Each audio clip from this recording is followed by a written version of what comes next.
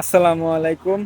আমরা আছি এখন জয়বাসা স্কুল ঈদগাহ ময়দানে। তো এইখানে আমাদের একজন ব্যাপারী ভাই পেঁয়াজ কিনতেছে। আজকের মাথার পেঁয়াজের দাম কত ভাইয়া?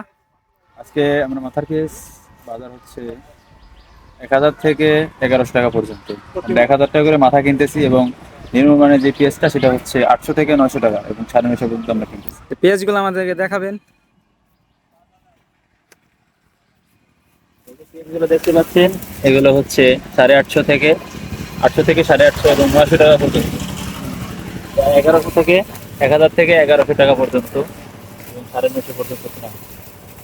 খুব সুন্দর পেঁয়াজ, মানে এইটাই আর কি মাথার পেঁয়াজ। মাথার পেঁয়াজ এটা। খুব সুন্দর এবং শাটিল পেঁয়াজ, এই পেঁয়াজটা টিকবে অনেক।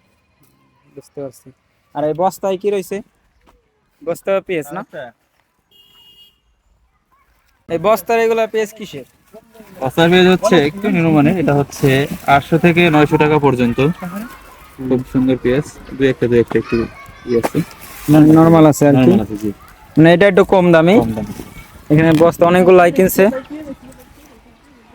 তো এটার লোকেশনটা একটু বলে দেন ভাইয়া। লোকেশন হচ্ছে ভাই, এটা হচ্ছে জয়বাসা স্কুল পাড়া, ঈদগাহ ময়দানের সামনে। প্রতি শনি এবং সোমবার এখানে পেঁয়াজ কেনা হয়।